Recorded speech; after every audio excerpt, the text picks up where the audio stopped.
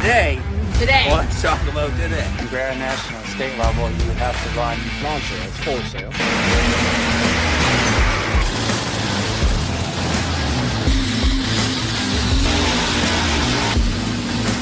Is like 9,000.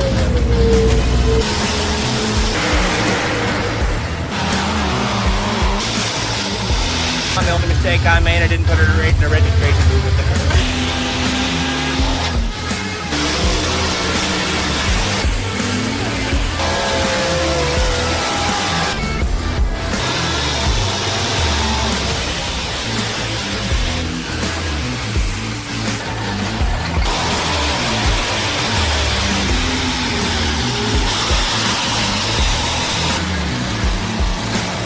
Just this ever-evolving story.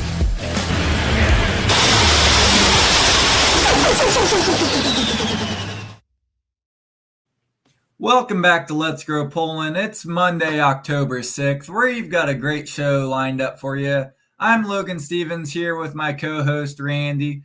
It's going to be a great show here tonight. We've got some big guests lined out, competitors from all over the country.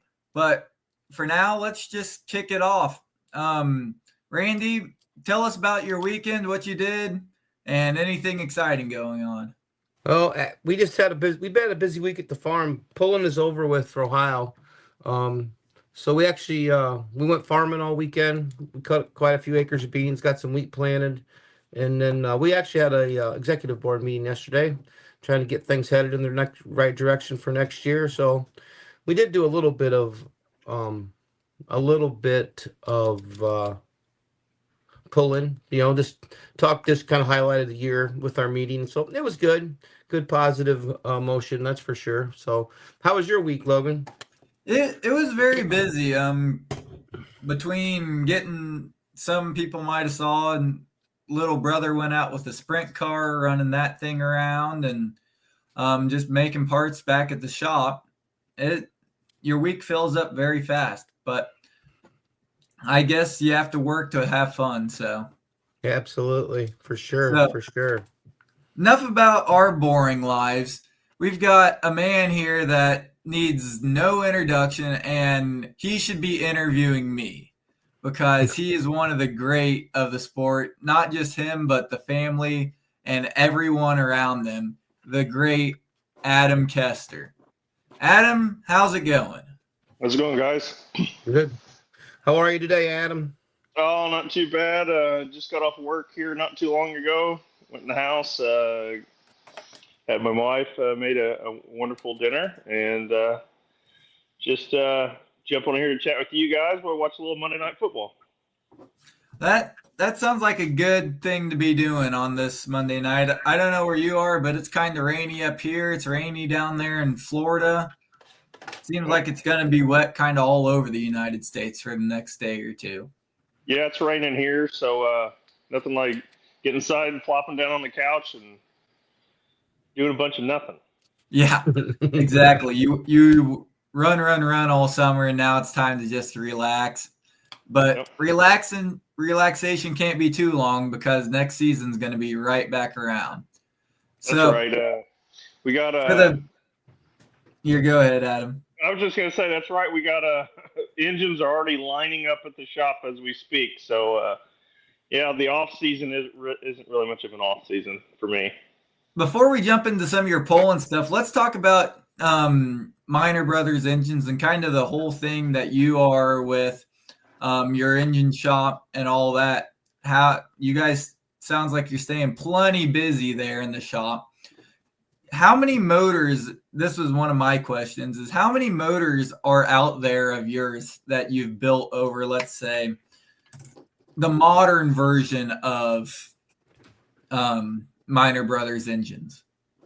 It's a good question. I've kind of lost track of how many years I've actually been working for Minor Brothers. Trying to think here. It's a lot.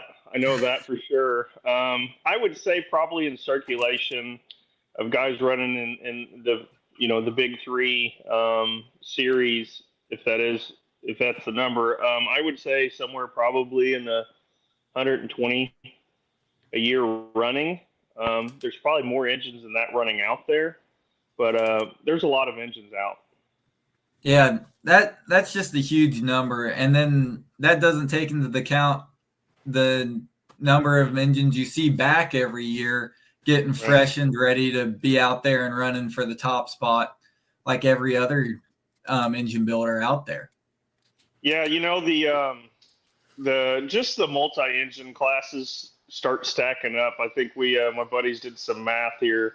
I think we had just in the unlimited class alone, I think there was like 16 or 19 engines just in the unlimited class alone. So it doesn't take very long. Like Chris Wells, they have 3-4 engine tractors. There's 12 engines right there. So you mix in like Billy Beers, Adam Bauer. There's another. I take it back. There's 26 right there. So I can't remember exactly how many are out there. Nathan Fry's in there. There's another 4 more. So there's 30. We're getting close to 30. I know I'm missing a few, but the 2-wheel drive class is a lot. Numerous in that class, the mini rod class. Man, it just seems like you kind of lose track of how many are actually out there. And a lot of the guys, not everybody brings the engine back to me every year. A lot of guys like to go through them themselves. A few of my customers, they kind of group up, like some of the Timmermans, they kind of work on their own. They get all their parts and stuff from me, but a lot of the guys, if there's not major damage, they can do a lot of the work themselves. Yep. No, that's just awesome. And you mentioned these big teams, but how do you find work to work on your own stuff? I mean, you field a competitive 3-tractor team, but yet you keep every other competitor's engine programs out there running on the top level. Where do you find the time for this? Well, it's called you got to make your stuff where you don't have to work on it. So, I've been doing this for a long enough time. I know what it takes to run the engine and the tractor competitively without really, and of course every engine builder is going to say that, but I really don't run my stuff that hard. It's more about gearing and nailing down the setup and learning how to drive. We were really lucky this year. We broke an input shaft there at the Pullers Championship in the red tractor.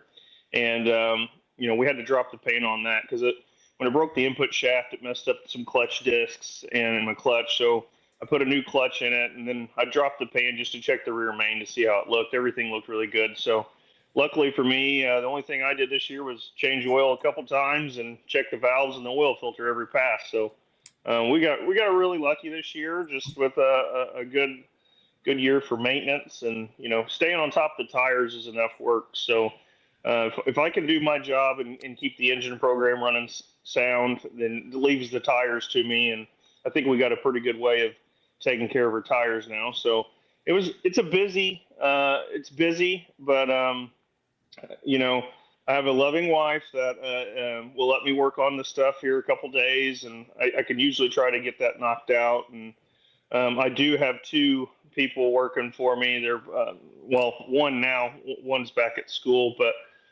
Harrison works for me, and usually when we get back Monday, or when he gets to work on Monday, I say, hey, go over there and get the spark plugs out and take the valve covers off, and then I can kind of take over.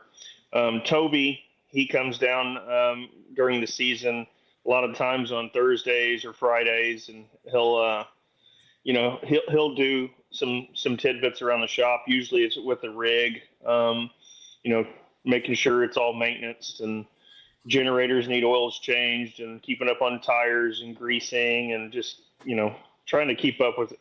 The rig is a lot of work itself, so we're just really fortunate that last couple of years we ran pretty good. So I know you mentioned your start there at the Pullers Championship. Talk to us about your year a little bit between all 3 of your vehicles. I mean, a stellar season with your white silver vehicle, and the other 2 for being first-year build tractors. They were not too far behind. So walk us kind of through your year. Yeah, we started out. Pullers Championship was the first runs on them for the year, and we were lucky enough to get 2 of them in there. And, they're nice enough to let me bring the third one to, make a couple test passes. But, It started out there, didn't really know what to expect. The track is kind of tricky, and that always kind of makes you a little, nervous about things. But we started out okay. I did try a little bit of different setup and just the red tractor alone for the first couple of hooks, and it didn't take very long to tell that I needed to follow suit with the footloose tractor or the white one. And we made some changes after Hutchinson with it, and it basically just came down to if I didn't mess up driving, I knew they would all be similar. For me to kind of, change the tractors, all three of them, to different setups, maybe looking for a different setup. I probably could have done that, but I think it affects your driving enough that, for each setup, you kind of have to drive differently. So my mentality is that if I set them all up the same, then I can make small adjustments and maybe improve. It just happened to be the first couple of passes, the first one down was probably the best one, and then I screwed up the other two. But, that's part of it sometimes. Yep. So you kicked it off with Pullers Championship and then toured all around the country, win after win after win, it seemed like. What's it like having a 3-tractor team? Before we get to there, what's the similarities and differences between all three of your vehicles? Not to be specific on them or anything. I know you're a very secretive guy. I'm not very secretive. I mean, if you're in the engine building business, you have to be open with your setups and stuff to let your customers know what's going on. So,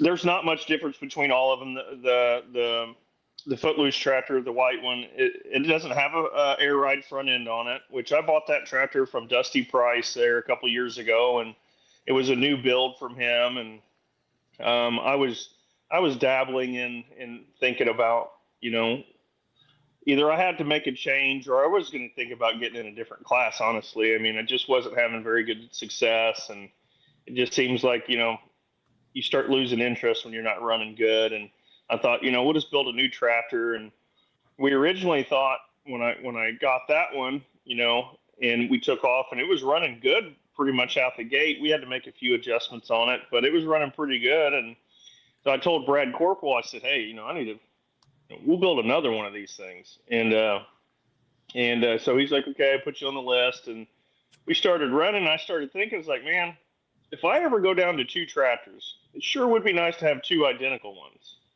So I had him build another one. Well, the idea thinking that maybe, that black tractor, the white tractor, whatever you want to say it, like, we'll just slowly migrate that one out and we'll have 2 identical tractors. Well, it must have heard me or something, because that thing ran better than the other 2 did all year long. But, as far as differences between the 3 of them, they're very similar. The air ride is kind of tricky when you start to drive, just because the way it leaves the line. And sometimes it just gives you a different sensation in the seat. But, they're very comfortable. I keep them all set up very similar. So, I feel comfort's the most important part of driving.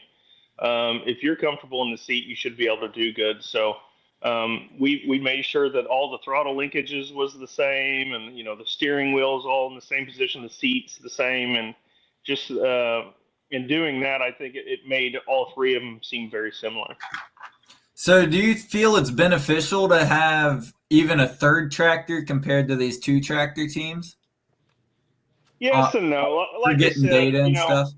Yes and no. I mean, like I said, theoretically, to have 3, a guy needs to throw different setups in at least one of them, and my intention was not of driving all 3 tractors this year. I just kind of wanted to get my feet wet with them, make sure they're going to be safe to take down the track, and then I was going to let Toby drive. And we started off pretty good, and we had some discussions. He's like, yeah, you're doing good, just keep it going. So we'll see what next year brings. But the 3 tractors, I'll tell you what's really hard. The hardest part for me is you need a set of tires, or a couple sets of tires, for every kind of track you run on. And a lot of the times I didn't have the tires that I needed, for the other tractors. You kind of put your best set on the one that does the best, and then you kind of, you're kind of stuck with the other ones. You need a short lug and you don't have it, or you need a tall lug and you don't have it. For me, that was the biggest thing is, we have like, I don't know, 8 sets of tires, and it just, they were all brand new. And the way Chad cuts them, it's hard to take a brand new set of tires and cut the lugs all the way off of them, so you have a short set. So a lot of the time we, it started out good, and then then we got into some tracks where we needed some different lugs, and I just didn't have them. So just trying to wrangle the tire situation is probably the hardest thing with 3. Yeah. Well, you guys managed it very, very well. So going across all your miles and stuff, how many miles did you cover throughout this season? I know we saw you anywhere from PPL to NTPA and anywhere else you guys could get some dirt under your feet. Yeah, that's a good question. I think we're probably somewhere in that 10, 12,000 miles a year when we're really going to a lot of events. A few of those miles this year, like when we were going to Rockwell, that's usually like a 7-8 hour trip at most. I think it took us 17 hours to get there. We had some airbag issues on the truck, and couple at the beginning of the year we had a tire issue on the way to one of the pulls, and but I don't really want to know how many miles that we run. This year, before they canceled the Benson event, we were going to have to go from Nashville, Illinois. Then the next pull would have been Benson. The week after that is Hutchinson, Minnesota.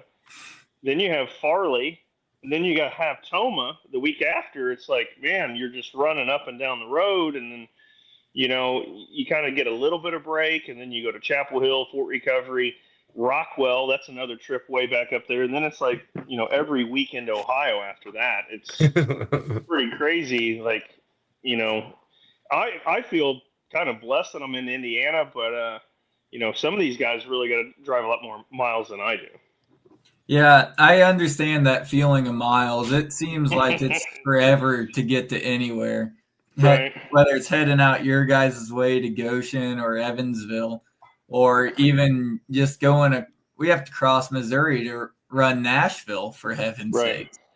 But no, it's a blast running with you guys. So you kicked off your season, you're heading down the road. When did you really realize with your Footloose tractor that, okay, this is kind of being the lead dominant vehicle of the bunch? We're going to kind of heavily focus on this and try to run for a national championship. I think that's starting that the pulling season out in Hutch, getting a first and second.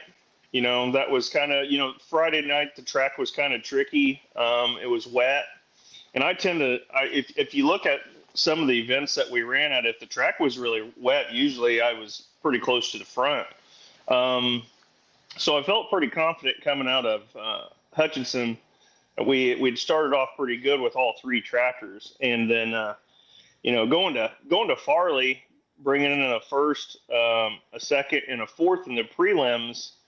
I'm like, hey man, we might have something here, and shot ourselves in the foot there. We had everything going for us, and for the 50,000 to win, and I put the wrong tires on the wrong tractor to begin with, and it kind of, I worked myself out of doing good there. I had too much time to work on tires, and I screwed myself. But over the next couple of pulls, started stretching the lead out a little bit. I said, hey, we might have something here, so just don't be an idiot, and just make laps. And it just, some things fell into the right places at the right times.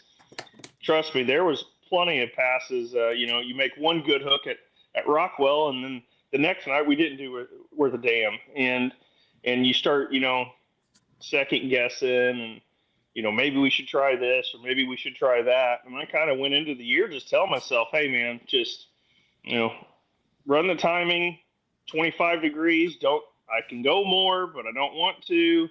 Keep the timing at 25. Leave the gear alone. drive it differently. If you want the thing to run better, pull a little fuel out of it. If not, keep it a little rich. And we just kind of stayed consistent with our setup, and it seemed to work most of the places. But man, they threw the new sled in on us at Chapel Hill, and that was definitely tricky. So that, and a couple of really late hooks at Bowling Green were really challenging. Being like 48th and 54th out of 55 and one in the afternoon, but that made it kind of difficult. But we were able to keep our heads screwed on and not make any dumb decisions. We fought a tire. We didn't even really know it until late in the year that we had a bad tire gauge the whole year. And I think at the beginning of the year when the tires were nice and stiff and broke in, we didn't really notice it. But as the more runs we put on the tires, we just noticed it wasn't finishing very well. And the tire gauge was off a lot. But, in a mini rod, very small amounts of air pressure changes the tire a lot. Yeah, so, we're talking tenths and sometimes even hundredths of air pressure. But most of the time, you're talking tenths of a pound is making huge differences. Yeah, so like at 20 pounds in the gauge, when I first checked it, it was off like 4 or 5 pounds. And then when I got my new gauge, I checked it again. It was actually off like 8.6 pounds at 20 pounds. So when you start going down like 2 pounds, it might have only read 1 pound. But we didn't know it, We actually had a second gauge in the trailer. We pulled it out. We checked it. Like, no, that gauge is wrong. Put it back away. And it was actually pretty close. So we bought one of those expensive air gauges. And then towards the end of the year, we put air back in the tires, but we didn't want to get too aggressive, because we didn't know what the thing was going to do. And we slowly kept gradually getting back up there, but really didn't affect much. They still made some really good passes, so pretty happy with that. You talk keeping your engine program the same, your chassis program the same, and your tires the same, but changing your driving style. We see these wide array from my driving style to yours and any of the other competitors out there in the class. What have you found works for you, and what do you think that the tractors really need to succeed? For me, I think it's not going out there and, getting after it really hard. That just doesn't work for my setup. Plus, the older I get, the more, I don't even know how you put it. I'm not scared of the things, but I know what they can do when they get out of control. And, this year I started out driving a little bit soft because you have new chassis and you don't want to crash. So I think starting out, I noticed that being patient really helped me out. Feeling the tractor hook and with 3 tractors, you can kind of mess with that a little bit. If you think you're a little slow off the line and then the next one you get after a little bit quicker, if it doesn't go as far, then maybe you got on it too hard. So that's why I felt keeping all the setups the same and just changing the way I drive or slightly changing the tune-up of the engine to make it run better or not as hard was kind of the name of the game for me. So when you're coming into event, I know in years past we've heard you talk a lot about track lengths. You mentioned some stuff about different tires, short bar, tall bar. I've got your run here from Bowling Green. I know you mentioned you were buried in the pack. Let's watch this video and then we'll have you explain kind of what you look at coming into an event and kind of the driver's perspective.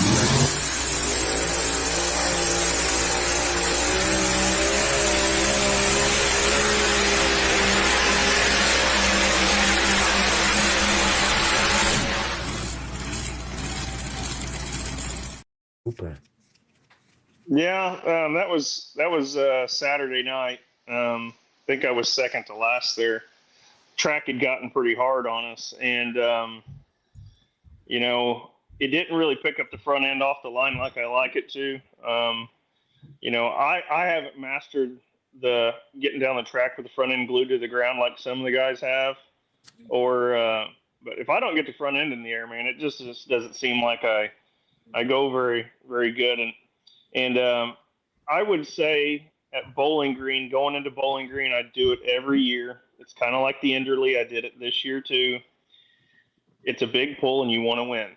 So I put 1 degree of timing in all 3 tractors, and I think it ran just a little bit too hard. And it just, there's, if you can tell yourself that all the events are the same, no matter if it's Hutch, Chapel Hill, Bowling Green, and you want to win all of them, but you start out the year kind of soft, and it's early in the season, and it's a war, not a battle. And if you can just tell yourself not to get aggressive sometimes, I think it would help me out more. We had some people there with Shell Rotella, and I wanted to do good, so kind of hopped him up a little bit. Probably needed to leave him alone, but just didn't transfer the weight that I wanted to right off the line. That track had dried out, but when you have 50 mini rods on it, I mean, they dry the track out worse than any other class out there. So, maybe I would have pulled a little weight off the front, even though that's not the right thing to do sometimes. We need all the weight on them that we can, but maybe just got a little better hole shot there. I think it would have helped me out Saturday. So I know you mentioned having a huge class, and we saw you post on your Facebook a little while back asking about how many vehicles a person would want in a class. Well, let's take the competitor hat off and let's put a promoter hat on. You have plenty of trips down the track, ranging from back when these pictures were took all the way to here. Right. What do you think? What do you suggest for a promoter to help grow the mini class, but keep it fun and interesting for all these fans? Yeah, it's a difficult line to toe. The reason we have 3 tractors, for one, our sponsor, right? They're giving us money for the 3 tractors, so that's why we continue to run 3. If that changes, you'll see me drop back for sure. As a promoter, it's really difficult because when you schedule these pulls, you have no idea who's going to show up. And you can kind of base it off of, like, if you look at any of the Champions Tour or Grand National Series, like, all right, we have X amount of people showing up. So you're trying to build a event based on the number of vehicles that you're going to have. And like Chapel Hill, they got strapped this year, they got a single track. They got a certain amount of time. They start the show at 7 o'clock, and you got to try to get 80 hooks in. It's very hard to do. If they had their choice, they would be down a lot on that. So, I've always been a big believer in the separation of levels of pulling. You got your state level, your regional level, and your top tier Grand National or whatever. I think that this is my opinion only. I kind of look at it the 2-wheel drive class and even the mini rod class now. There is no separation of classes. From state level to Grand National, you have to have the best equipment to run any organization. You look at, and I think that hurts the growth of the sport personally. But I don't go to a lot of regional events. I know a lot of guys do, and a lot of those region events need support. But I also think there's a reason why there isn't growth. Is because who would want to build one when you have to build a $180,000 mini rod to compete for $500, or whatever the payout is. So, my thing is I think the top tiers need to be well taken care of. If it costs you more money to pull, then it costs you more money to pull. But there also needs to be it's so hard because a lot of the big racing organizations don't have splits like we do. Like, drag racing has NHRA, IHRA, PDRA, all these little outlets, and they kind of stay with their things, but those guys usually stay with those organizations, right? I've always thought there needs to be an incentive for guys that support the class the whole year. I think that, I think it's a little unfair, and I know these polls are big, and I'm going to catch a lot of grief from it. But when guys just show up a week before, they haven't run the entire season. They show up to some of the biggest, most important polls. When you're getting late in the year and the points start, adding up, and people buy Grand National licenses just so they're guaranteed that they can show up, and it affects your points and all that stuff. It's not doing anything to support the guys that are there every single weekend. So when they can start figuring out how to take care of the guys that are there every weekend, plus, have these guys show up. Like I've always said, for Bowling Green, nobody wants to watch 55 mini rods. It's an exciting class, but nobody wants to watch that. If they had some, kind of like what Farley does, kind of like a prelim, if you're a regional, national, or a per hook tractor, then we have a class that'll be smaller early in the week, and we'll take the top 10 out of that and add it to the other one, or whatever the number is, to make your numbers work out. So that's for the big pulls. For the smaller pulls, that's really hard for a promoter because you don't know how many vehicles are going to show up. You look at PPL, they had 5 pro stocks. Yeah.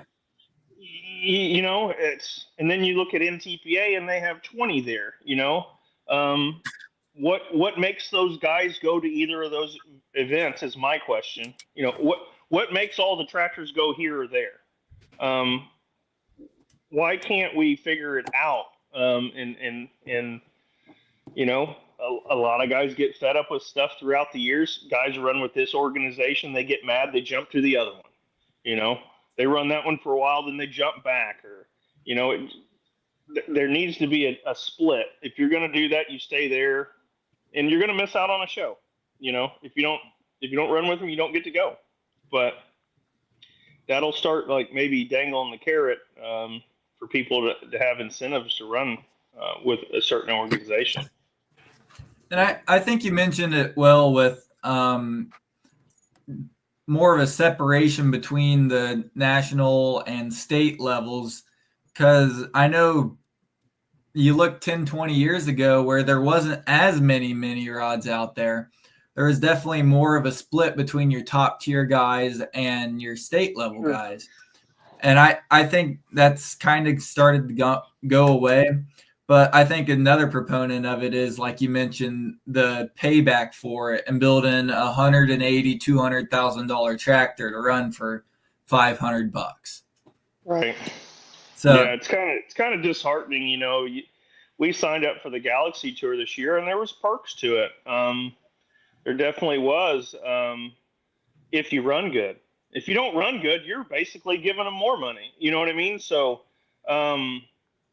There's a lot of gray area there. I just, a couple of years ago when everybody was running PPL, it's because the money was better. And I don't know. I guess we look at this stuff like, we're supposed to make money doing it, which nobody's going to, but you also got to make it make sense. For me, the big reason I ran the NTPA circuit is because I'm not big on one day hooks, and it's really hard when you have 3 tractors to show up to an event, unload, pull. By the time you get back to the trailer, you blow everything off and you get it put away, and you look around and everybody's gone. I want to drink some beers with my buddies. As much as the competition's there, I also want to hang out with people. So I'm all for the 2-day, 3-day events. Then it's kind of like turning into a camping trip. I missed my hometown pull this year to go to Fort Recovery, and I got rained out both days. And it was pretty irritating, that I drove 5 hours north to watch it rain for 2 days. And, Goshen has a pool. Evansville's got a pool. Altamont got rained out. But, I want to run. Yeah. Is the biggest thing. I didn't build them to look at them. I feel we went to Nashville, and I only took 2 tractors because I didn't want to tear up the third one. And I'm pretty sure the people were probably thanking me for leaving one at home, but I didn't build them to look at them. So if I had it all over to do again, I would have brought it. But I really wanted to win a championship with that tractor, and it meant a lot to me to do it. But I just see in the future, it's not going to be a good thing if we continue to run 30 in a class every weekend. I can tell you that. Yeah. And seeing you there at the last took there in Nashville, that was really nice to see you there and just run against a different group of guys than what we usually run against. So I got one more question. I know you mentioned it a little bit earlier. If you weren't in the mini class or you'd step back, where would you go? Would you stay with the alcohol or would you go and blow a little bit of black smoke? No, I probably wouldn't be a diesel. I worked on those for way too long. I would have a light super or probably a light mod would be my 2. I've always liked the light super stock class. I think it would be cool to drive one of those. It's got to be lightweight and have a lot of horsepower. So, every time I think about a 4-engine or 5-engine mod, like I get excited, then I realize like one planetary breaks, and then it's like you just lost a house or something. I mean, it's like you got to go through 4 or 5 engines and all that stuff. So maybe one of those days I'd like to get on a multi-engine one, but we looked at a 2-engine a couple years ago, and people would probably be loving it if I had one mini rod and one 2-engine. But to be honest with you, that 2-engine class, it doesn't pay enough, really. I mean, they might be $800 to win, and it's twice the money to put it together. So until those numbers start changing, probably going to just see me in a mini rod. Yeah. Randy, I've seen you sitting back there. You probably got a ton of questions for this guy. Let's hear them. Just a couple for Adam. How many points championships have you won, Adam? 3. 3? What does we does came this close one mean? in 2000?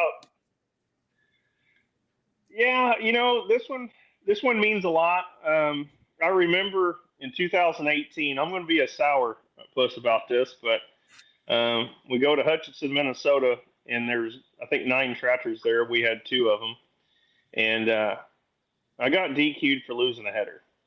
And I just remember after that I got DQ'd, and I show up to Toma the next week, and Larry Richwine goes, Adam, I wouldn't have DQ'd you for that. And I said, well, you need to get your group on the same page. Which, at the end of that year, they eliminated that rule. I watched Bryce Van Genderen blow the engine out of the tractor. Weights are falling off and everything. They did not DQ him. I lost a header pipe and backed out of it. I got DQ'd. And Greg Randall goes, oh, it's early in the year. You'll make it up. I never did. I lost the points in 2018 by 1 point. If I would have just got my last place position finished, I would have won by like 5 points. So I could have been 4-time champion, but it's part of it. But 3-time champion. This one probably means the most to me. Yeah, because my dad's not around. And honestly, since 2016, 2017, and 18, those 3 years, we just haven't ran that good. And we just couldn't put it together. So it's glad to actually run good again. That's good. That's good. Is there I know you've been pulling a long time and a lot of years. Is there any place out there that just gives you 100% fits? You just know that you want to, I'm sure you've won everywhere you went, but is there any place that you just really struggle at? Enderley. Enderley? Okay. I've never won that pull. I've gotten second there, I think 3 or 4 times. I've never ran good there. This year, the track was really good and put a degree of timing in it, like I told you I shouldn't do, but I knew everybody was going to be running hard there. But the Enderley, trying to think where else. Toma's always give me fits. I've won there before one time. I've never really ran great there. I really like Fort Recovery. That's to me that's a very historic pull, and the track is super challenging. The left track is, anyways. And then if I ever get a chance to do it, Evansville. I've never got to pull at Evansville. I'd love to pull there. Got it. All right. I didn't realize you never won at the Enderley, but yeah, that's about the only questions I really have for you. You got anything else, Logan? Real quick here, give me your 30-second breakdown on how do you fix the 30 in a class. I know we went on about it. Give me your 30-second synopsis on it. How do you fix 30 in a class? Well, is this for a 1 day, 2 day, or 3 day event? That's a very good question. I know we started, we'll just say 1 day, because I know towards the end of the NTPA season, we started, it was almost 25 tractors around, I believe. Right. Okay, so hear me out on this. I know this is a crazy thing to think about because weather always throws something in. Why do pulls start at 7 o'clock at night? Especially on Fridays. Can you answer that question? Why do pulls start at 7 o'clock on Friday? I think a lot of the theory is and this is back in the day, everybody worked till 5, and then now you can round up the kids and let's go to the fair, let's go to the pull. But Right. Things nowadays are changing with Susie and I owning that pizza shop. We've learned that there's a lot of 4-day weeks now, so that Friday thing could theoretically change, really, because there's a lot of people that don't work Fridays anymore. Yeah, here's my mentality on the thing. Take for instance this what's going on behind me right now. This football game, college football, NFL football, concerts, whatever. If people want to go, they're going to take off work to go, right? Yeah. And my age-old tale that still resonates with me right now, when you start a pull at 7 o'clock at night, by 9 o'clock, if you have kids, you have to get home. You got to get either home, you got to get to a hotel. It's time for them to go to bed. I think you have to change the way that a tractor pull is envisioned. I think that if you're going to have a pull and you have 30 in a class, and it's even a 1 day hook, Friday, we're starting at 11 a.m. We're going to run 15. That way the track is the same for 15 guys. We'll have a pause. We're going to run some more classes at 2 o'clock in the afternoon. We're going to run the other 15. And at that night, we're at 6 o'clock, we're going to run the top 10. And the finals, and I know it's hard to do if you're in a diesel super or anything like that, but hooking twice in a day isn't a huge problem for most people. But you got to group these things. It's kind of like, and I don't want to compare us to drag racing because we're not there at all, but, they have rounds, right? If you had to sit and watch 35 top fuelers go down the track, one after another, after another, after another, after another, I think you'd get tired of it. I think if you had to watch 30 pro stocks go down the track, one, you get tired of it. They do a good job of breaking up the show, right? And small amounts. If you have 30 in class, you run 15 early, take the top 7 or top 6. Then you run your second half. Take the top 6, and then at night you run the top 12. Or you do like RJ did. You have a 5 and a 5, and you have a lucky dog per class.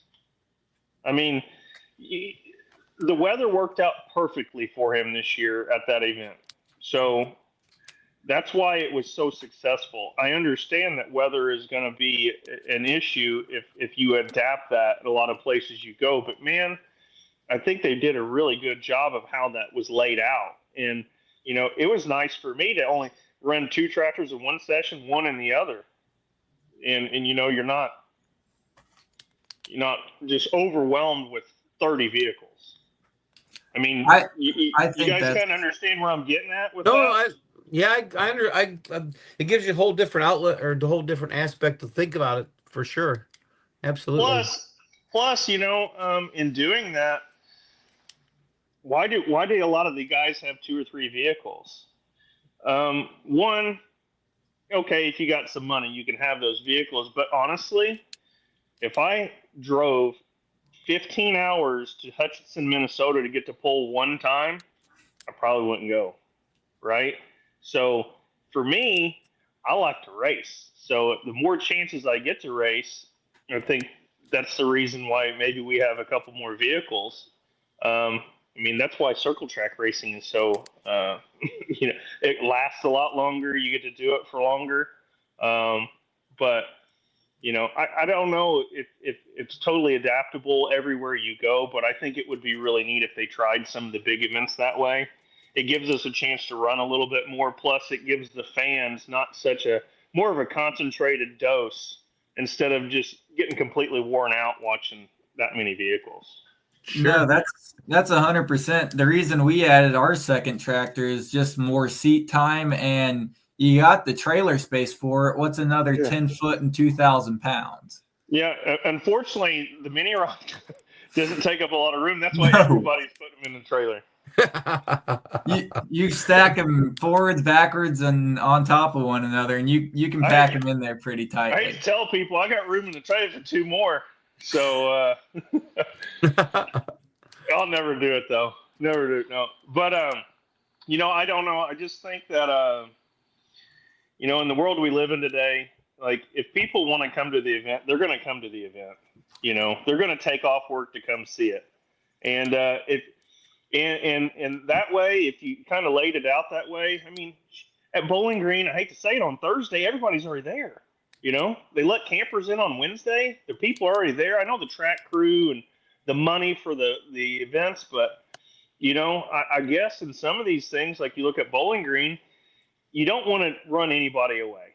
You want everybody to get a chance to pull there. That's fine. So the prelims, if you get in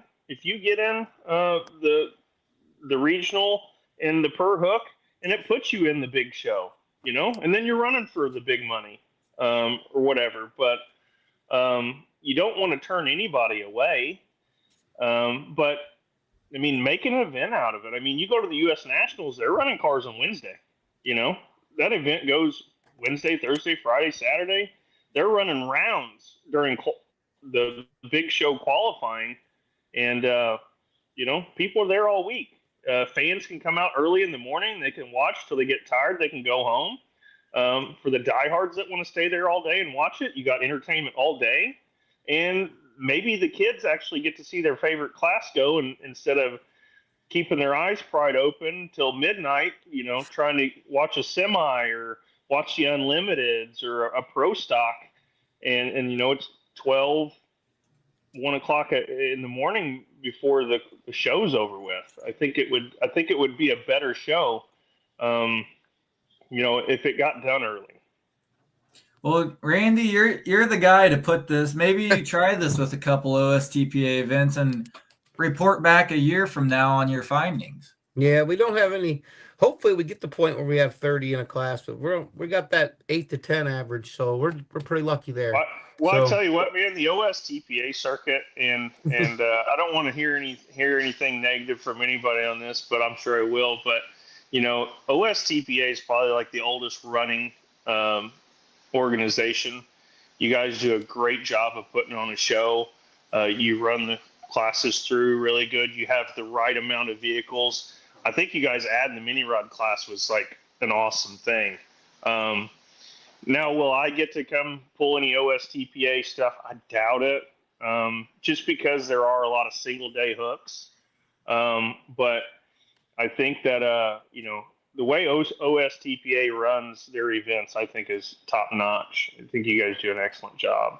Well, thanks, Adam. We sure do. We Jeremy and I and Chad and Justin, all on the executive board there. We sure try, and really appreciate that, hearing that from you. I mean, So you got some semis in there that used to run on the Grand National Circuit that put on an excellent show. sure, sure. You're not going to see those trucks at any other event beside OSTPA hooks, and that's Right. pretty awesome. Right. Yep. Chris Woods and yep. Bonners. Bonners there. Yep. They come and show us up once in a while. Yep. And the Yep. rookie, he shows up with the Hillbilly Deluxe. They're around. So they actually won Yep. our points. They Yeah, won and then the 2-wheel drive class is as strong as any class out there. You can take any of those guys and plug them into any national circuit, and those guys are going to be up towards the front. The mini rod class, you guys have brought in a lot of really good, because guys like Rick Peters, he's getting older and he still loves pulling, and that's awesome for him to get to run a circuit. And you guys have 8 to 10 there every weekend. It's pretty awesome. Yeah, it's good. And Mike Summers and Bryce Cullen, they got Yep.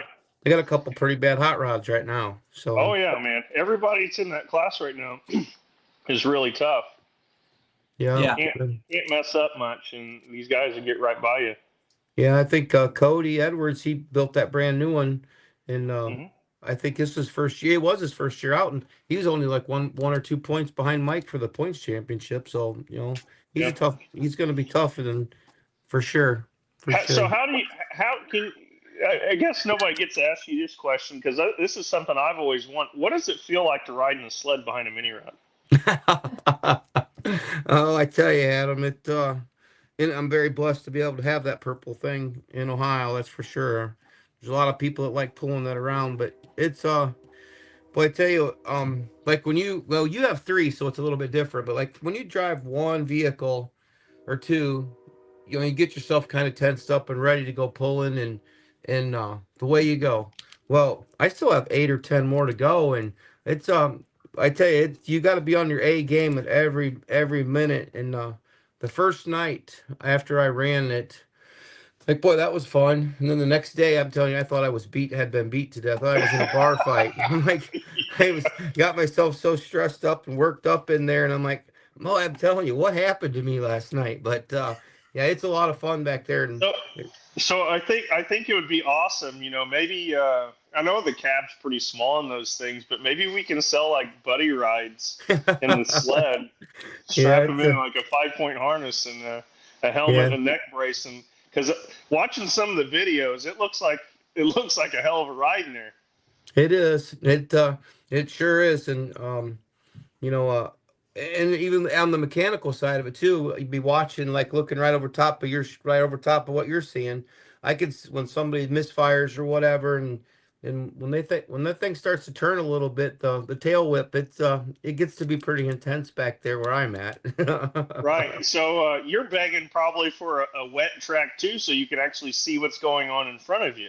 Absolutely. I was out there in Roanoke, Indiana, and boy, it was a dust cloud, and I couldn't see anything. Then the next night we go to Worcester, Ohio, and totally different setup. Boy, it was actually an enjoyable ride back there when you could actually see what's going on. And yeah, we had Kenny Vinny, and Hurt was down there that night. So yeah. Let me ask you. I mean, is there a big difference in the from a bad run to a good run? Do you in the seat, it? Is it smoother? Or does it kind of throw you around a little bit more when somebody's going really fast and the box tops up? Does it throw you out a little bit more? When it's going fast and it's a nice smooth run, when it hits the top, it does throw me ahead just a little bit more. But those are fun. Those are fun, as fun for me as they are for you. 34, 35 miles an hour straight, just let her go. That's a lot of fun for sure. But those ones that they start, when that tire comes loose, it gets to be a handful back there. Then we got the kill button there. It's like, do you push it? Don't push it. Push it. Don't push it. I mean, I've had a lot of hours of talking with Jeff and with Cody and Chase about, a lot of times they'll drive. You guys will drive through them things, so you just gotta let them go. So I've been very blessed, very lucky. I've never pushed the button. I just let them go, So everyone's drove through them. So I guess the older I get a little bit more nervous. When the thing's going south, and honestly, if it's gonna go bad, you're not gonna win anyway. So protect your equipment and just back out of it the best way you can, and maybe save it for another day. Yeah, they're unpredictable at times, but as bad as it feels, us being in the seat in between the tires, really low to the ground, it may look like a terrible run, but in the seat, it really doesn't feel that bad. Right. So when your butt's 6 feet off the ground, you're going to get tossed around a little bit more than maybe we are. Sure. No, absolutely. And I'll tell you another thing that'll really like you get it going down through there and something happens and they pedal it in a hurry and the box just keeps going, and it hits the top in a second, and it'll put you against the steering wheel. That's for sure. You gotta, and there ain't a lot of. I'm not a big guy. I mean, you and I are built real similar, and there just isn't a lot of leg room in that little cab. Yeah, is that why you don't see Big riding around in a mini rod sled? Man, there's probably a lot of truth to that, Adam. Yeah. Awesome. That's awesome. I've rode in both. Riding in a sled feels like the same ride it does in a tractor, minus your harness strapping you to the tractor. So you're just kind of out there floating in space. It feels the same. You can feel the tractor hook, but you're just floating. There's nothing holding. What, do you got, a lap belt in that thing? Nah, well, I don't know. Maybe. It's kind of like when you get in the semi.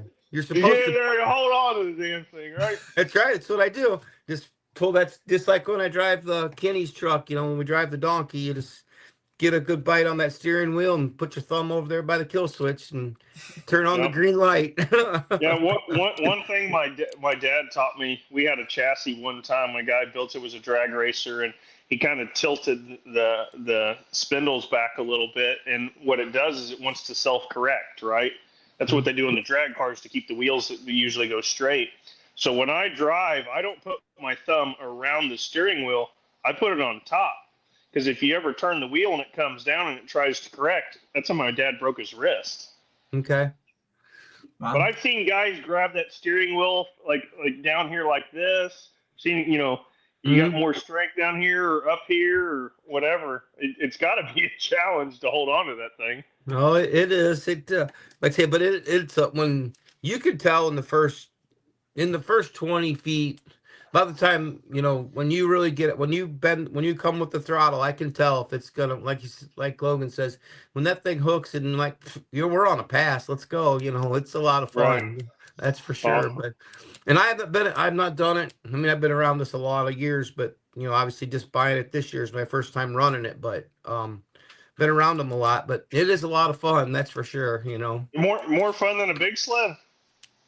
I think it's more fun than the big sled, but I mean, no, I mean, a big sled with the unlimiteds or some good running supers, I'm sure that can be a handful too, but right now I think this is a lot of fun. So awesome. Well, Randy, sounds like we'll have to strap you into one of my tractors and see what it feels like for you. But Adam, I appreciate you coming on, and it's been a blast sitting here. I know you got some football and Taylor Swift to watch back there. No. I'm just hoping that AFC South team loses so the Colts can have the division lead. So I'm a Colts fan. That's a secret thing about me. I'm a big NFL fan, so I like watching. Not much of the college stuff. I like the professional sports. So I'm a big time football fan. So that's if awesome. we get to watch the Jaguars lose here, which they are right now, 14-7. I'm a happy guy. That's good. Good seeing you, Adam. Have a great week. Thanks, guys. I really appreciate it. And thank you. Take care. Yep, you too. Yeah, bye.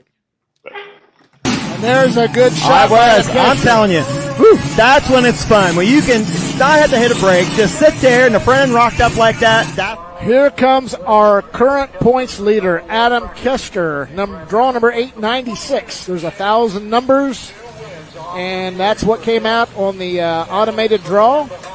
The Shell Rotella Footloose, new paint scheme, new chassis, and really, they've upped their game from last year. Right. And hats off to them. Adam Kester.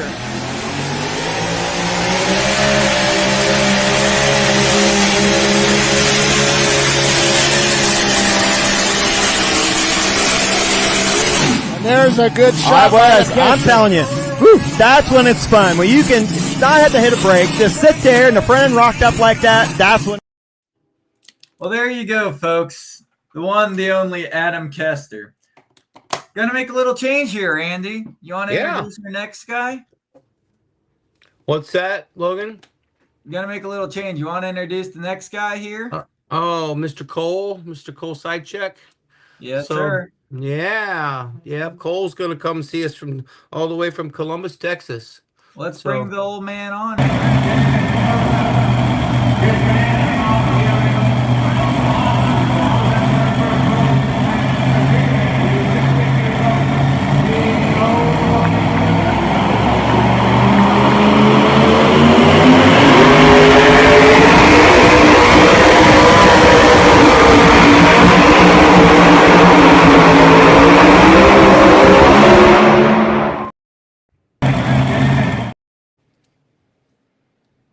Man, that's some good old memories y'all got on there.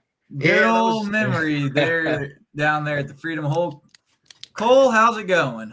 All pretty good. How are y'all? What's up, Randy? Hey, how are you, Cole? Good. How's Mabel doing tonight? Mabel was just in here a couple minutes ago. I told her she got to get out.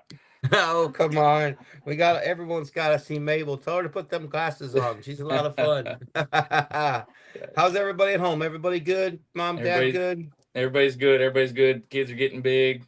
Good. Everybody's good. Mom and Dad are doing good. Kristen's good. Everything's Good. great. Tell us a story about going pulling this summer. You won the points championship, right, in Texas? Me and Dad, we didn't run with Outlaw this year. You know, there's just Faith wants to say hi, Randy. Hey, Mabel, how are you? Good to see you. All right. She likes Randy and Susie. But first of all, I want to start out. I don't know why y'all bring me on here after the podcast professional Adam Kester. I don't think that's fair, because I'm not going to do near as good a job as that guy. I mean, he got a lot of practice. You'll be fine. You'll be fine. No, we didn't run Outlaw this year. We ran with the Texas Association, who we use here at our pool here in town, and we were fortunate enough to, kind of squirrel out and get a championship with them. I think we thought we were first and fourth, but we ended up being first and third with the TTTPA. Well, that's good. That's good. So did you run any outlaw this summer, or just a few outlaws? We ran a few, maybe 10 to 12 hooks, and I mean we did pretty good when we went to them. I think out of the ones we went to, we won 4 or 5 of them. So I mean we were very happy with how we ended up when we did go. We changed a bunch from what's bolted in that truck and from front to back in that picture there to what's bolted in it now from front to back. Ain't nothing the same. We've changed more. We've changed everything from the injector hat to the planetaries, and the gear ratio and the motor. I mean, everything is just different, and it's a whole new what do you say? Obvious. I mean, everything's just different, so we were just wanting to make some passes this year and try to figure out what they liked. And I got a lot of advice from Brant. He gave us a ton of advice, and I mean what we did, I mean it worked. At some places it worked very well, and some places it did not work at all. I mean we weren't nowhere near the top, but we I don't know. We're excited with the way everything is going right now. So we got one more pull we're going to make with Outlaw next weekend. So That's where's that one at? Lufkin. Lufkin. Yeah. Yes, it's a neat event. It's a very neat event. It's like a charity event for Mission 22. And they have it's more of like a big truck. I don't know what you want to call it. They drag race semis loaded. They drag race them empty. They got a dyno. They got a truck show. They got the tractor pull in the back. I mean, it is it's wild. It is off in the middle of East Texas, and it is wild. I don't know how to describe it, but you got to be there. I know Chase came last year, and I think I think it opened his eyes pretty wide.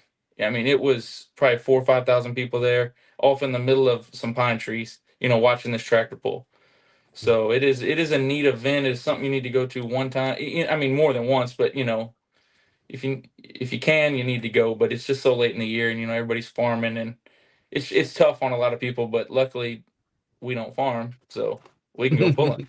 Yeah, yeah, So, yeah. Understood. So you guys are going pulling up there. What So how many years have you been at? How many years have you been at this, Cole? How many years you been pulling?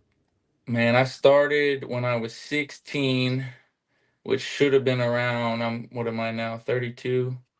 Should have been around 2009. About What am six. I? 31, 32. I Yeah, started in '09, I think. got it. So Is the two wheeler the only vehicle you've ever pulled, or have you guys, or your dad had a mod before, didn't he? Dad had a mod, or like a econo mod, a long time ago. Him and Donald back in the, man, I'd say early '80s. Uh, Okay. but I've pulled a few different two-wheel drives. Me and Dad's, Timmy's. I pulled Donald's a few times. And then I drove a diesel tractor one time, like a light limited pro stock, the Outlaws call it. And then I drove a pro stock with the Outlaws one time, long time ago. I mean, it's way different from now, but I drove a few things, and I drove the bullwhip a few times for Donald. So Is that when I it drove a had few the? things. I didn't hear a mini rod in that list, so we got to No, change that.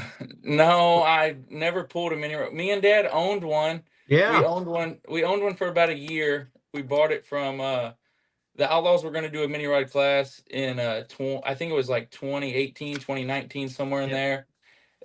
They brought a sled out from California, pulled it at like Whitewright, Rock Valley, maybe Wisner. It was about 4 or 5 events, and we just didn't get it done. And the more we thought about it, the worse of the idea. It just seems worse, worse and worse every time we thought about it. And finally, some fellas, they're like, "Hey, y'all want to sell that thing?" We're like, "Yes, we would like it gone." But I mean, I would love to. I really would. My wife doesn't want me to.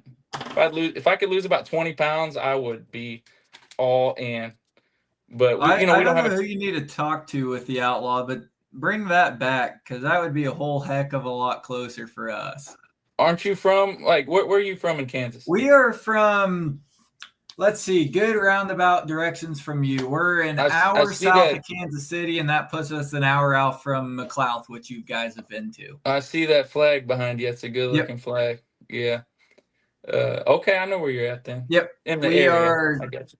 We were lucky enough to get that with the old Making Bacon Special, my dad's mod, the Wheatland Express, and ran against you guys, bought some parts from. We actually ended up with a set of valve covers off one of your stuff for a Hemi up here. Okay. That's where those went. Okay. So we're up here and just south of Kansas City, and it's a jog to anywhere. But no, we pulled with the limited minis with the Outlaws and trying to get them to bring back the Grand National class because that would be a fun time. There was mini rods this year at McLouth, but I think, like you said, they were the limited ones. Which we brought ours to McLouth. We built a small block just for that. That show was pretty. I mean, it's pretty fast paced. We hung out at the trailer most of the day, and then when they started, they wasn't messing around. They were going. But I did see a few of the mini rods. McLouth puts on a very, very good show up there with them. We haven't been there probably since I started pulling our class. I mean, probably 09, 10, somewhere in there. And I mean, wow, it is nothing like I remembered it. I mean, there's people. I remember the people, but not like it was this year. I mean, holy cow. There was people everywhere. I know. I bet them bleachers are 50, 60 foot tall. I know. That pool's grown and grown. Crazy. 10 years ago, it used to just be a grass hill. And Yes. everything that they've done, they've put it right back into that event, and it has been an awesome venue. Yes, that's right. That's right. No, I hope they have us back. I think the one guy messaged me, and he said I won the class this year with Yep. Dad's truck, and he messaged me, and I messaged him back, and I thanked him, and it was a neat event. You don't mind driving somewhere, and it was a 1 day hook. Kind of, I don't They want to say need frowned upon, but maybe that's what makes it so special, and that's why the people come out. It is a 1 day hook, and it is a 1 day hook that I would not mind going to. I mean, it is awesome. It sounds like they're trying to bring back. About 2 years ago, they did run a 2 day hook, and that was a really nice event to go to. And they had a Luke Bryan concert conflict, so that's why they went back to the 1 day. But no, it sounds like they're going to try to bring back that 2 day format, and it should be a good event. So hopefully we'll see you guys around a little bit more this coming year. But real quick, Randy, before I know you got a lot to say, let's catch up on some comments and questions here. So, Go ahead. Wyatt's wondering what you think about the two groups down in Lufkin bringing a new crowd to Poland and the Poland crowd to racing. Y'all are asking me stuff that I'm not good at explaining or even thinking about. You can blame Wyatt for that one. That's above my This is an pay grade. Adam question. We can get Adam back on here. I do think it's two very different groups of people, but I think they all have the same thing in common. They all like, speed and power and, black smoke and noise and, I mean, they can. I don't even know. I don't know. I don't know. This is a tough one. I mean, but it is. I mean, it's great the way they do that, and I feel like maybe it should be more of it. Like Adam said, pulling earlier in the day. Well, at this event, they drag race all day long. I mean, they are drag racing probably at 10 o'clock in the morning, all day long.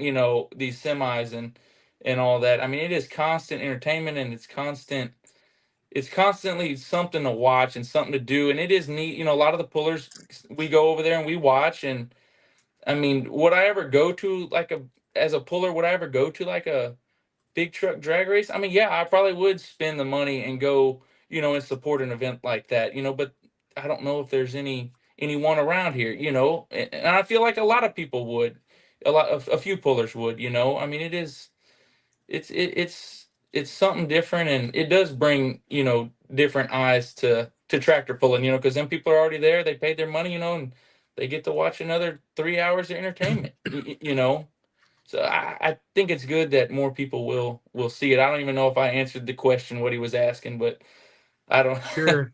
Well, here's a little bit easier question. When was your first pull? When was my first pull? Where was it? Where was it? Where? Where? They struggle to teach us down here in Kansas. I can tell you where and when. It was when I was 15 years old in De Leon, Texas, after the pull. It was the year before I started pulling. I pulled after the whole show. They let me make one pass in Dad's old truck, and it was in De Leon, Texas, and I was 15 years old.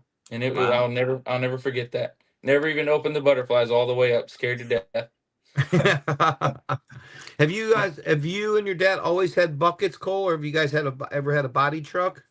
No, we've always had the buckets. We had it to where they were in the back. We sat in the back for years, and then, we started going to the farm show, and, you can't sit in the back over there because you need that weight up there. So we kind of started scooching them towards the front, I mean, I like to sit in the back. I think it's cool. I mean, you can feel everything. You can, what is Dustin saying? What does the red light mean on the bullwhip while driving?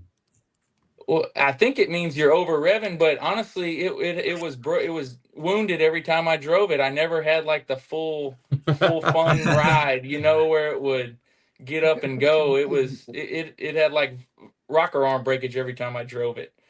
Is that when it was Was that when it was the long motor and the two Hemis on the front, or? No, it was just the long motor. It was just the single DT by itself. Okay, Yes, got sir. it. Okay, back to your regularly scheduled program. No more questions for a while. Maybe at the end. For sure, absolutely. No, it's good. So tell us a little bit about how long have you and your dad been the promoters at Columbus, Texas? I know. Well, it's me. It's not to leave anybody out. It's me, Dad, Timmy, and a guy named Patrick. He works with Timmy, so it's four of us. And Okay. we started putting on the event in I think 2013 was our first year, and we've been going ever since. We're just we put on a small event, one track, 2 days when it's not raining because it wants to rain every year. But it's a nice event. The weather's usually nice and we enjoy it. I don't know how many more years we'll do it, but we really enjoy doing it. It's a lot of work, man. It's Yeah. it's way harder than pulling. Way Yeah. harder. Yeah. Susie and I drove. We come out there and seen you guys. It's a lot. It's a nice facility. It's a great event. It's a lot of fun. And when we got lucky the year we were out there, no rain, it Yes, was sir. beautiful weather. But Yes, yeah, sir. but it is a lot of work. A lot of people don't understand how tough it is to be the promoter, but you guys Tractor pulling's understand. easy. Tractor pulling's easy, man. Putting on a Yeah. pull. Because you ain't just putting on a pull that day. You're putting even a small pull like ours. I mean, we're little. We're little compared to some people. We'll have 50, 60 hooks, and I mean, you're still playing. We're talking about that dang thing in January. It's just, hey, you want to sponsor? Hey, you want to do this? Hey, who's going to bring that? It's a lot of work. It's a lot of work. It sure is. But it's a lot of fun too to be able to It is a lot to of talk fun. about it. You And know. and people, that's why we did it, to get to the reason why we did it. there's Yep. there's not really pulling here. We have to travel to between, it's our pool and Clint's pool is 2 hours away. Our pool's right here in town. Clint's is 2 hours away. Other than that, to go to Whitewright, 5 hours. De Leon, 4 hours. Uh, to get up in Missouri, like Warrensburg, it's about 12 and a half hours. McLeod is probably 12 and a half hours. Rock Valley is about 18. It's to get over into Illinois with my in-laws, you're pushing 16, 17, hours over there. I mean, we got to drive. I should quit complaining. And I'm not complaining. I don't want to sound like I'm complaining. No. I enjoy driving It's the what semi, it takes. You're completely right. It's what it takes. But so we do it so the people here can see what we do. Because Donald lives here, Timmy lives up the road. We just, everybody always asks, when y'all gonna pull close? When y'all gonna pull close? Well, we don't pull close, so we did that. That was our solution, and we've been doing it ever since. No, it's a lot. It seems to be working out well for you. It's good. It's good. What's your favorite best track to pull on, and then what's the couple that seems to kick you every single time? Man, I mean, I love pulling at the farm show. I really do. I mean, when we were going, I mean, I had some good luck there. I love pulling at Rock Valley. It's a good track, and I don't want to say I like pulling on good tracks all the time, but I mean, who doesn't like pulling on good tracks? I don't know. The farm show, Rock Valley stick out as places I like to pull. The ones that get me, obviously here in my hometown, Columbus. I can't seem to. I've won here before, but just never had the real domination. Like you could have when you're 700-800 miles away from home. And Wisner's another one that kind of gets me every year. I won it one time. I won the Thunderbolt one time, and I did terrible before I won it, and I've done terrible since I've won it. I just can't. It's a tough one. It really is for me. There's my dad's won. I don't know how many Thunderbolts up there, but I can't seem to really find the magic touch for Wisner. No, I get that. You guys put together an awesome field, and it always seems like it's a circle of good luck. When your time comes around, you do no wrong. Yep, that's right. I can tell you that's true. We won championships with my truck, not change a thing, the next year it can't get out of its own way, and Dad's truck will, be up at the top. It's crazy, and you don't change nothing. So Yeah, you had a stellar pass up there at Farley early there in June. That thing was, you were on a mission that night. That was a dominant player there, huh? yes, sir. Yeah, we had a very good run there on Friday night. Yeah. It was pretty good. It was awesome, is what it was. Yeah. And then Saturday night, I just, man, going back to Adam, watching his Snapchats and stuff, and listening to, I always try to listen to what other people are saying, and you know, they change their spark plugs a lot. Like every other pass, well, I was kind of left out of the loop on that deal, and that's kind of what got me on Saturday night in Farley. We looked at the plugs, after Friday night. Me and Dad had them, laid out in the truck.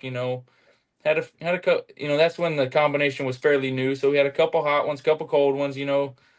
Changed the nozzles just a tick. Try to even it out, and like a dum dum, he asked me, he goes, "You want to change them plugs?" I said, "No." I said, "They ran last night. They'll run one more time."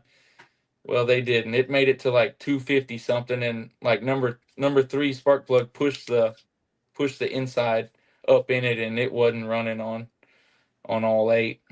But we still ended up 8th. I was tickled to death, and I didn't feel like I was on quite the pass I was on Friday night, but it was still going to be, it was still going to be right up there somewhere. I got 8th, might have got, 5th, 4th, 3rd. Heck, we'll never know. It don't matter. It don't matter now. Righto. That's, if they do it again, we'll try again next year. Yeah. So we'll have new Understood. plugs in it this time. So Yeah. I won't have that excuse. Maybe we'll have a different excuse. So No, that's but you live and learn. You live and learn, and it's all good. We live to see the next weekend. We're still running the same motor that we were running there. Haven't worked on it. It's still rocking and rolling. So, and that's Brant's, right? Sullivan Power. This one was built by Jeff, my motor guy Jeff in San Antonio, JDF Performance, the one in my truck. Yes, sir. Okay. I thought Brant's been building a few things though, right? Yes, he's been helping us a lot. Got it. One of his is in Dad's truck. Okay, understood. Yes, sir. Yep. So what's the differences between the two trucks? The person in the seat. Honestly, there's no, everything's dang near the same. Jeff kind of did his own thing on his motor, and Brant kind of did his own thing. But other than that, everything's the same. They're both Joe stock trucks. They're built like a year and a half apart. We run the same tires, same rear end, same everything. Everything's the same. And everything's mounted in the same spot. Other than stuff you can't control, they're virtually identical. Got it. Understood. Kind of like Adam's deal. Maybe not quite as identical as like Adam's 3 tractors, because they all came from Brad, and Brad built some nice stuff, and he'd make sure, there's, me and Dad kind of did some of the work, and, there's, small stuff, but nothing that should really affect anything. Got ya. What's the future look like, Cole? You guys just gonna keep running the 2-wheelers next summer? Or are you gonna maybe just stay in Texas, or are you gonna try to venture out a little more next summer? Dad had said something about wanting to go run outlaw points, but I don't know. That's a lot of running, man. They have a lot of pulls. I'm fine with just running the TTTPA points again. They have about 14 hooks, and then just show up to some outlaw pulls when we can. Maybe make a few Illinois pulls. Go to Farley. Just go to, just hit the ones you can. I feel like that is so much fun. Just to, hey, we're taking the week off. We're headed east. We go to Illinois. We pulled this past summer. We went to go see my in-laws. We started off Thursday in Lincoln, Illinois.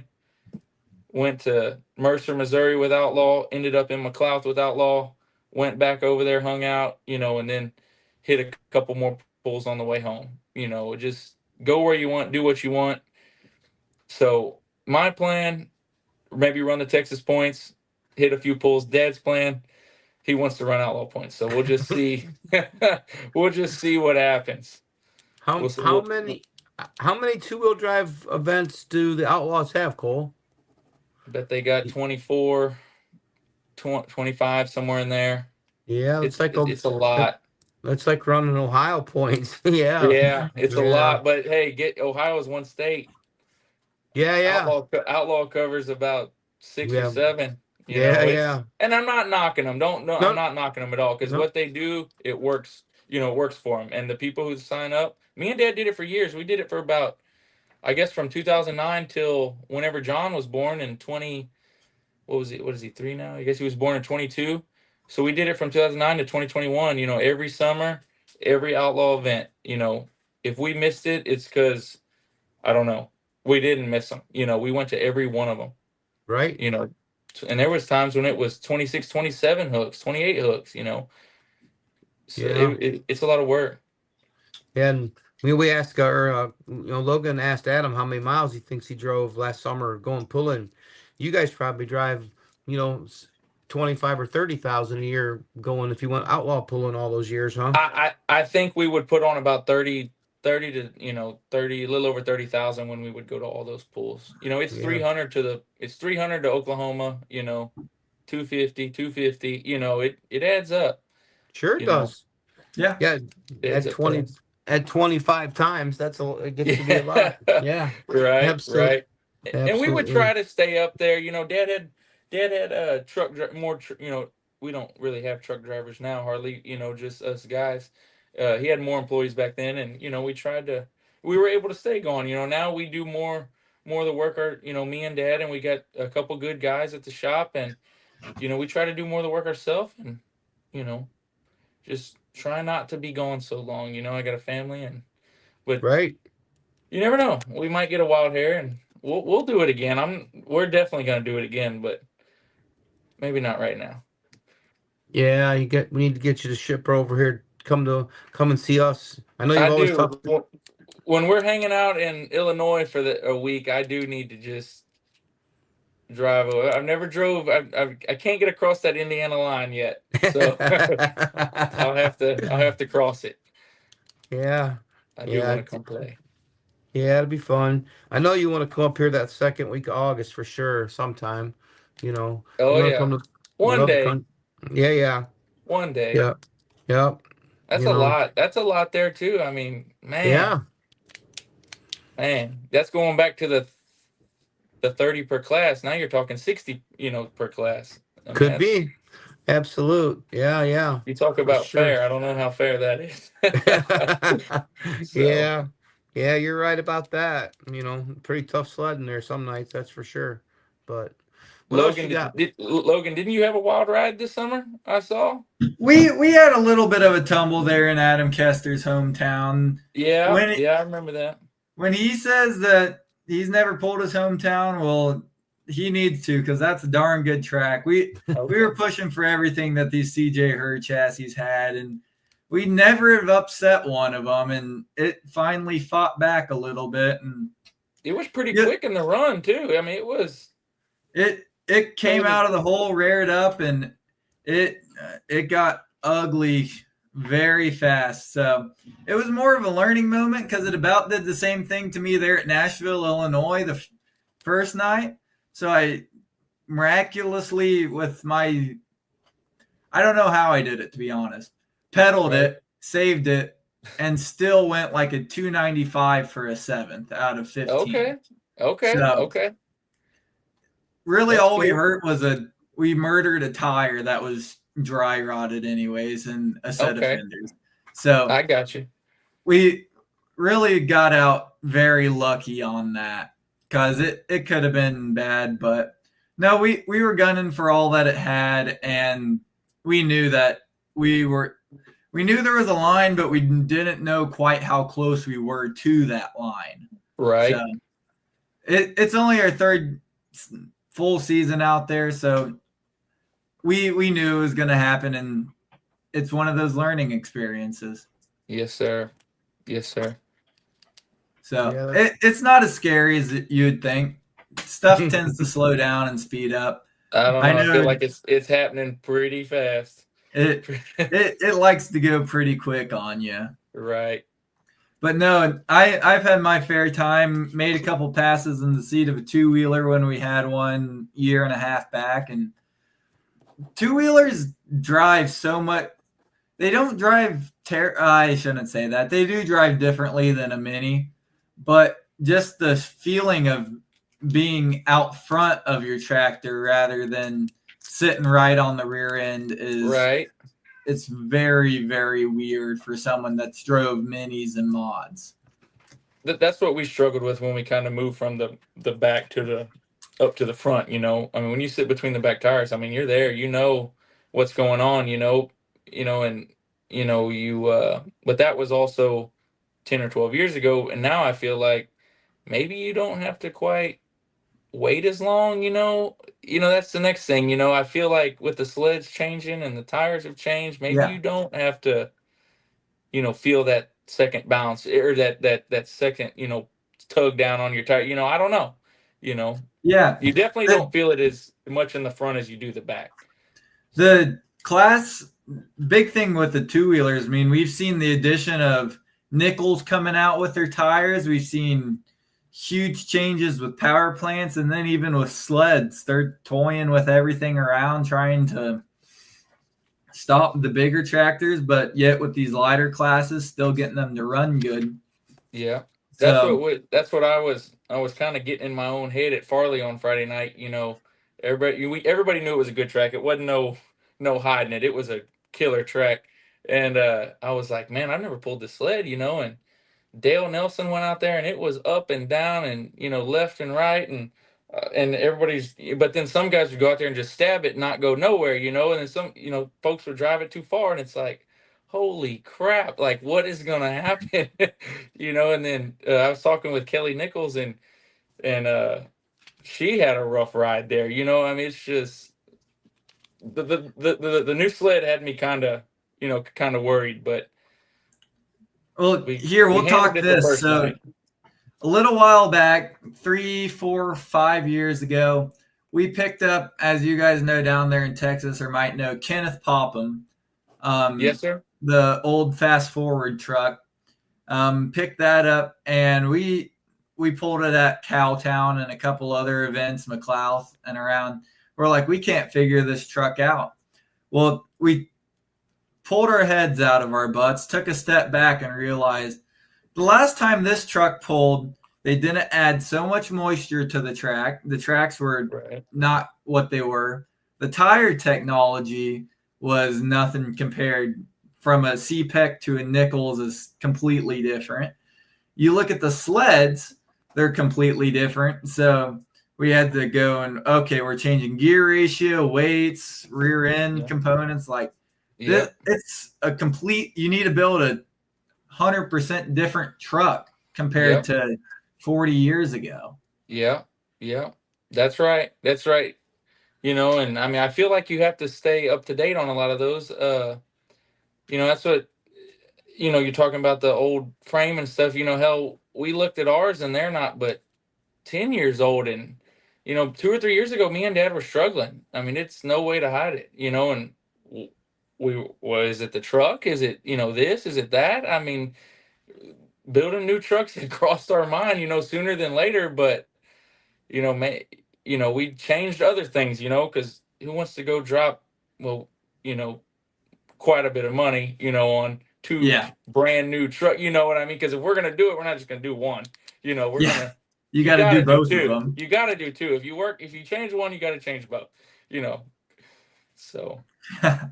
But no, I understand what you mean. I mean that truck was older, and when it was running tough, back in the outlaw, probably in the 90s. It was 2001 Outlaw Points champion. Okay, I was gonna say it was tough. I mean, he was tough. Kenneth, I pulled against that truck, probably right before y'all bought it, or wherever it went after he had it. I mean, he was still running it with Texas, but I think he was trying to run, maybe the same kind of deal he was always running. You know what I mean? You'll have to ask Brant if he sees it around. That truck went out to California Okay. about a Okay. year ago. Okay. Okay. Cool. Cool. Was it So black when y'all had it? it was. Okay. Someone painted over the old yellow, and we were going to wrap it back to what it was. But we just never had the time with it because now we've got 3 mods up here, a single engine, a twin engine, and a triple engine.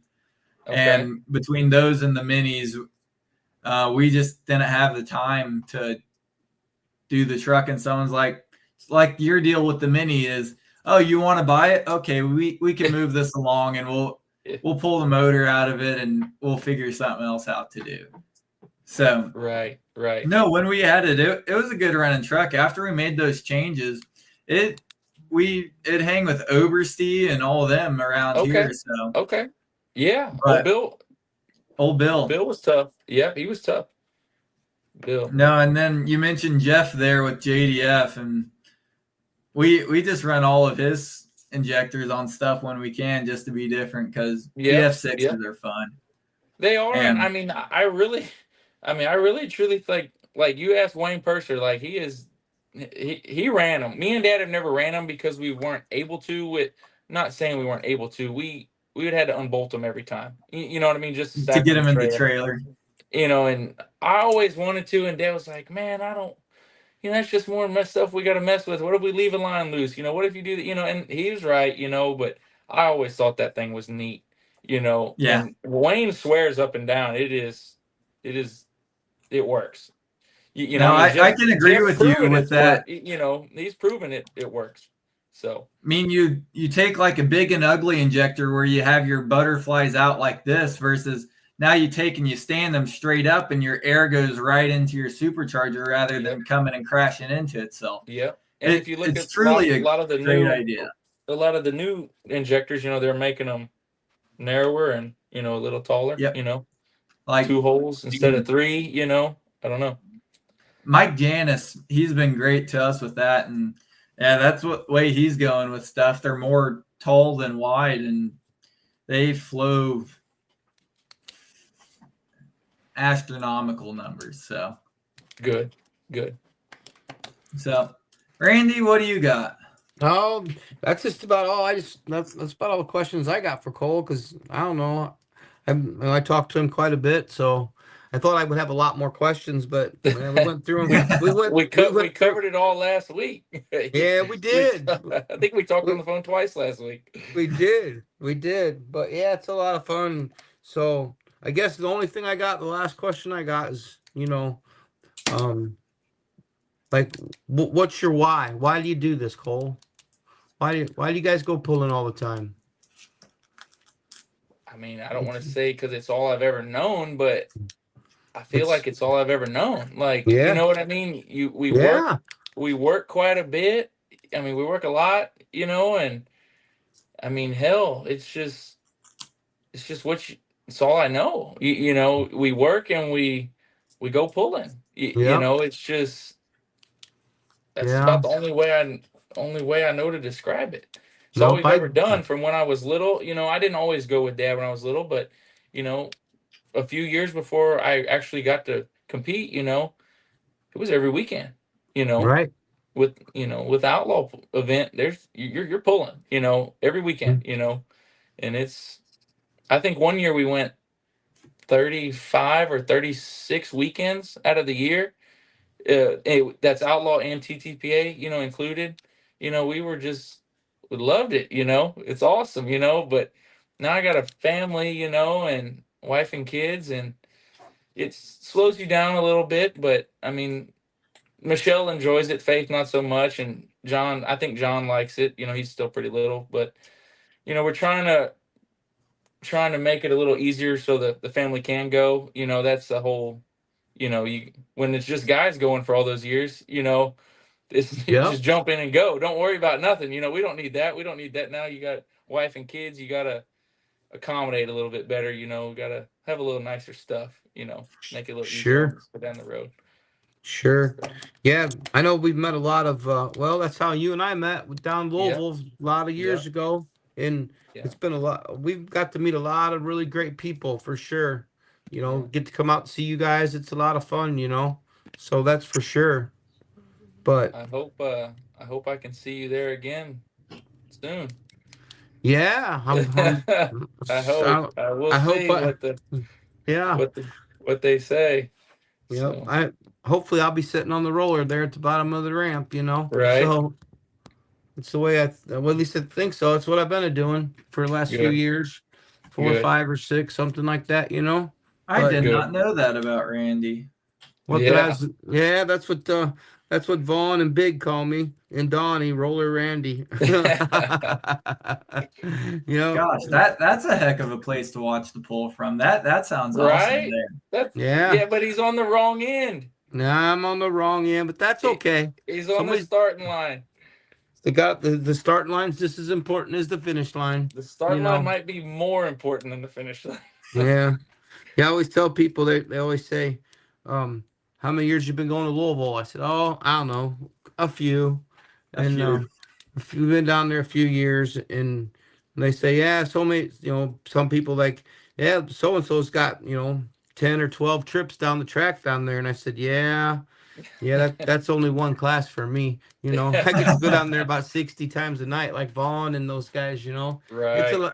it's a lot of fun, boy. I tell you, I really enjoy going down there. Like I say, the starting line, it's okay. The finish line, if you want to watch, is better, but it's all right. Right. You got to work your way up. Someday I'll be at the other end, but That's that's right. okay. But But yeah, it's been your job is just as important, and they got to have somebody on there that's going to do a good job and make sure it's fair. That's the Yeah. name of the game. Yep. Make Gotta sure pay everybody got a attention. fair chance. Yeah, absolutely. But yeah, it's been a lot of fun, but we've got to drive around the country, meet a lot of people just like you. And you've been around, met a lot more people than I have because you guys drive a lot more out west there, and we've not been to we've been to your event. That's the only Texas event Susie and I have ever been to, but it's we got 42 or 3 Ohio events, so Right. it gets to be pretty hectic, and then now with that mini rod sled, it just adds another game to another factor there for sure. You're a hot commodity. Nah, People want you. nah, People want you. nah, Nationwide. nah. Just comic relief. That's all I'm good for, Cole. God, dude. I don't know about that. For sure. Good for comic relief and maybe a good way into the farm show, I suppose. Yeah, for sure. Free tickets, man. Free tickets. We're gonna get free tickets from Randy. So no, don't. That's something on my bucket list. I've never been down to the farm show. Dad went with Domans. He's been down there with them, and no, one of these years I'd like to get down there because it's one of those events where that and Bowling Green, two of the highest caliber events out there.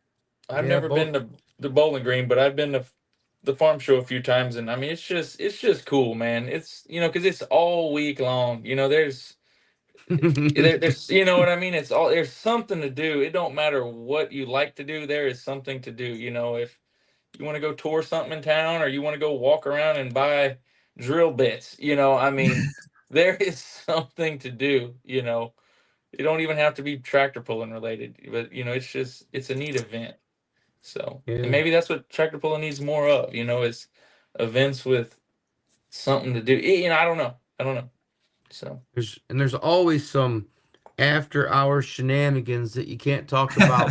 That's other right. than that. That's a lot right. of fun. That's right. Yeah. Day. After hour shenanigans are always fun.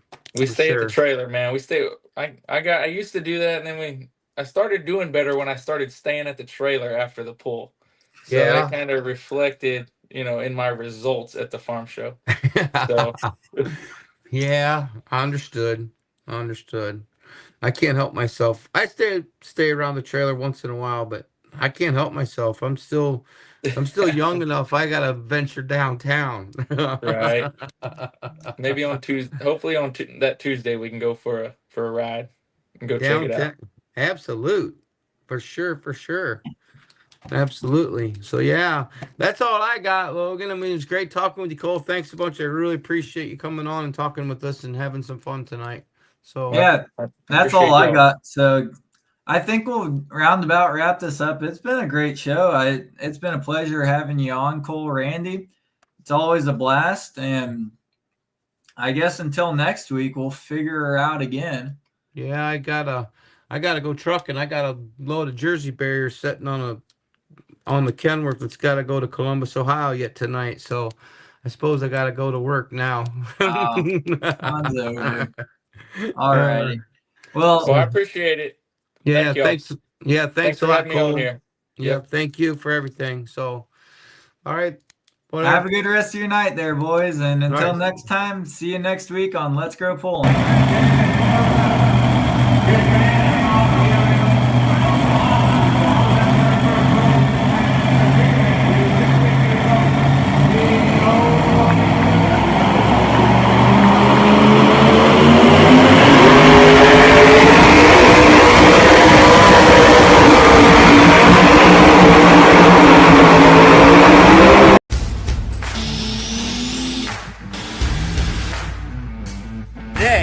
Today. Let's talk about today. Grand national and state level, you have to run non-sales, wholesale.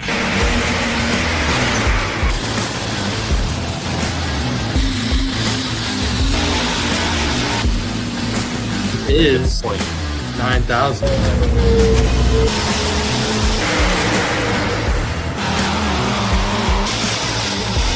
The only mistake I made, I didn't put her in a registration movement.